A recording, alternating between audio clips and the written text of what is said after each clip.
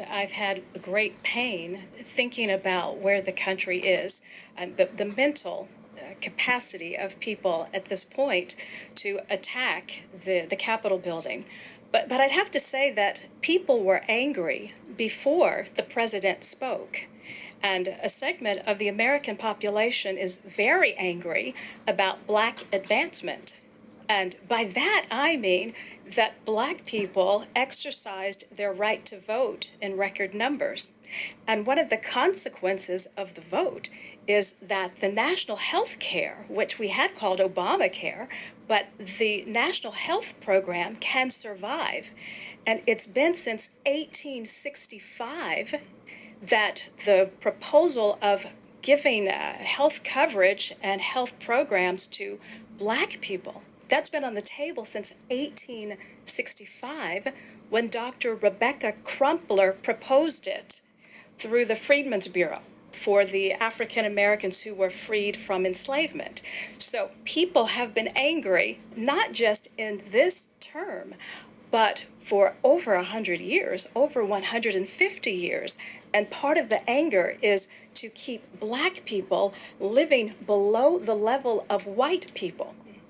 And so it hurts me to have to admit in 2021 that in my country there is such a hatred and such a feeling of superiority as to want to keep a group of people down.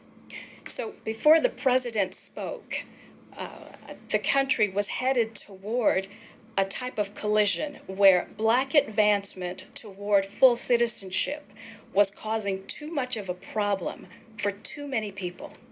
This is distressing to hear that such things create in certain people that kind of anger you're talking about that results in what we saw last week. It is absolutely shocking to hear that.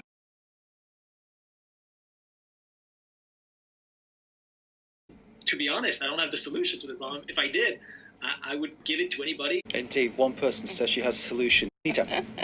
Well, when we think of future elections, why don't we insist that the Commission on Presidential Debates, that organization requires 10, 15 years, 20 years of tax forms, filed tax forms to get on the debate stage?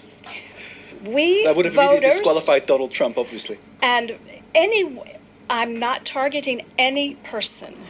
I am looking for a solution that costs zero. It's a matter of willpower. It's a matter of reinforcing institutions. If we want to protect the vote, if we want people to have the opportunity to vote for the person who could serve what they're looking for as citizens, why not demand from tomorrow that the Commission on Presidential Debates put a requirement on tax documents to get on the debate stage? We saw that the CPD changed its rules to allow Michael Bloomberg on the debate stage, having disqualified Cory Booker. Having disqualified Cory Booker. Okay, so why not make that happen? It costs $0. $0.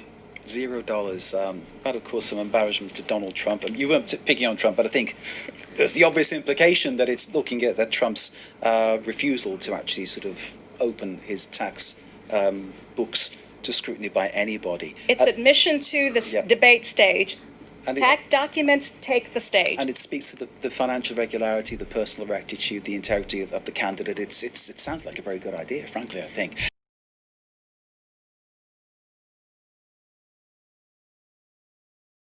There are clearly many people who actually say, yeah, he's my man. 74 million, I think, is the latest number. But as we talk about the United States as a country of laws, what I often share with students here in Paris is that there's a mentality from some people in the United States, and it is a burn it down mentality. If I can't control it, burn it down. And so when I hear about the plans for the inauguration next week, it makes me remember that as a child, I watched the inauguration ceremony of Jimmy Carter. from Georgia, and I'm from Georgia. And it was a wonderful thing as a teenager to see the president and the First Lady Rosalind Carter leave the automobile, and they walked to the Capitol. And it was just lovely watching from a child's perspective. And then I attended the inauguration of Barack Obama in 2009. I was out on the mall with 2 million people, and what I was told is that there were 0 arrests. And from what I observed, it was just fantastic.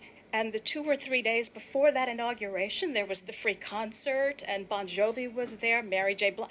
So it was a celebration of things that the voters like and that the voters appreciated. How times have changed. And so here we are after 2 terms of Barack Obama and 1 term of President Donald Trump. There are some people, as we see, who can't handle the fact that the black president was in office for 2 terms. The white president did not win enough voters for the second time. So I return to the burn it down mentality. I'm not in charge, so I take it away from everybody else. And that is how I see where we are right now, January 2021. Nita Wiggins, thank you.